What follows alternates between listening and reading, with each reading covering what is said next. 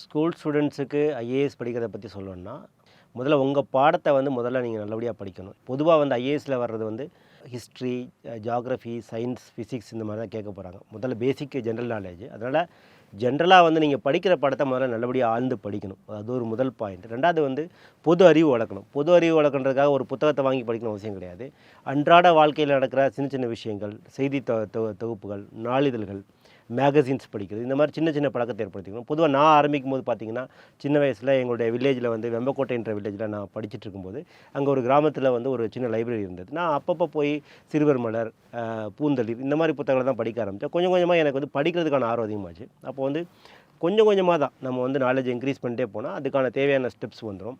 10வது வகுப்பு வந்ததுக்கப்புறம் 11, 12வது வகுப்பு படிக்கும்போது இன்னும் கொஞ்சம் இன்டென்சிவாக நீங்கள் படிக்க ஆரம்பிக்கலாம். சப்போஸ் ஒரு காலேஜில் வந்து 3 வருஷம் கோர்ஸ் படிக்கிறீங்கன்னா, முதல் வருஷத்துலேயே இருந்து உங்கள் காலேஜ் பாடத்தோடு சேர்ந்து ஒரு எக்ஸ்ட்ரா ஒரு 1 ஹவர் 2 ஹவர்ஸ் எக்ஸ்ட்ரா வந்து இந்த ஐஏஎஸ் எக்ஸாமுக்காக நீங்கள் படிக்க ஆரம்பிக்கலாம். ஏறக்குறைய வந்து ஒரு மனிதனுக்கு வந்து சராசரி 24 மணி நேரத்தில் வந்து 8 மணி நேரத்தில் வந்து அவனுக்கு தேவையான தூக்கம் மற்ற எல்லா இதையும் கழிச்சிட்டா கூட இருக்கிற 16 மணி நேரம் கையில் இருக்குது. அதனால் இந்த 16 மணி நேரத்தில் உங்களுடைய ரெகுலர் கோர்ஸ் ஆஃப் லைஃப்பில் அனதர் 8 ஹவர்ஸ் செலவாகும். இன்னும் இருக்கிற 8 ஹவர்ஸில் வந்து ஒரு 6 மணி நேரம் வரைக்கும் நீங்கள் வந்து இதுக்கான தயாரிப்பை நீங்கள் கொடுக்க முடியும்னா டெய்லி கொடுக்கணும். இந்த 6 மணி நேரம் உங்களால் கொடுக்க முடியும்னா கண்டிப்பாக வந்து வெற்றி வேகமாக கிடைக்கும். இல்லை என்னால் 6 மணி நேரம் கொடுக்க முடியல, என்னால் 3 மணி நேரம் கொடுக்க முடியுதுன்னா அதை கூட நீங்கள் ஒழுங்காக கரெக்டாக கொடுத்தீங்கன்னா கண்டிப்பாக வந்து இன்னும் கொஞ்சம் எக்ஸ்ட்ரா டைம் எடுத்திங்கன்னா எக்ஸ்ட்ரா நாட்களில் வந்து அதை அச்சீவ் பண்ண முடியும்.